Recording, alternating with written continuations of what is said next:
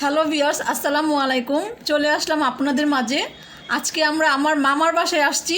মামার বাসায় মামাতো বোন আছে, খালাতো বোন আছে, ওরা সবাই মিলে আজকে চিতই পিঠা বানাবে আর আপনাদের সাথে শেয়ার করবে। আজকে আমি আর কথা বলবো না, ওরা সবাই মিলেই কথা বলবে।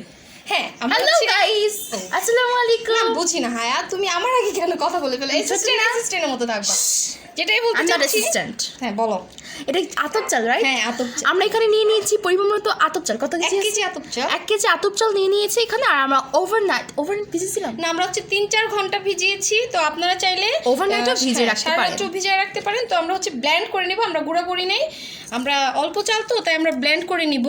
আপনার বেশি চাল হলে অবশ্যই আপনারা ব্লেন্ড করেও নিতে পারেন, আবার হচ্ছে গুঁড়ো করে নিতে পারেন। মানে ওই যে মেশিনে ভাঙায় না, ওখান থেকে ভাঙায় আনতে পারেন। এটা আপনাদের ব্যাপার স্যাপার। তো আমরা হচ্ছে এখানে হচ্ছে পরিমাণ মতো কিছু চাল নিয়ে নিচ্ছি, যতটুকু এখানে। হ্যাঁ। তো আমরা পানি দিয়ে দিচ্ছি পরিমাণ মতো। আমার আন্টি বলেছে যে 1 কেজি চালের মধ্যে আধা কেজি পানি দিতে হয়।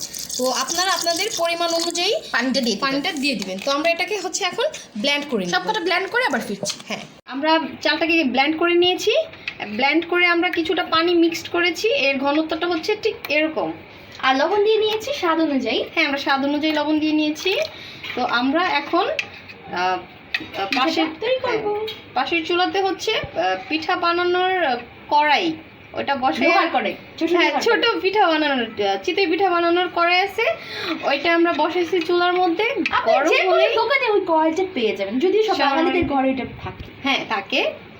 তো এখন আমরা একটুখানি দিয়ে নিব 1 চামচের মতো। মোটা তলযুক্ত চামচ দিবেন। হ্যাঁ, এই মোটা তলযুক্ত মোটা তল। আচ্ছা, যে এমন হচ্ছে এই যে অনেকে এই যে ডালের চামচ এটা দিয়ে দিতে পারেন। হয়তো বা ছোট কাপ থাকে অনেকের বাসায়, সবার বাসায় কাপ থাকে, মানে কাপ দিয়েও দিতে পারেন। তো আমরা হচ্ছে কি এটা থেকে এটার 1 চামচ দিব। এই ছোট তাওয়া, আচ্ছা পিঠা বানানোর কড়াই, এটাতে আমরা দিয়ে দিচ্ছি।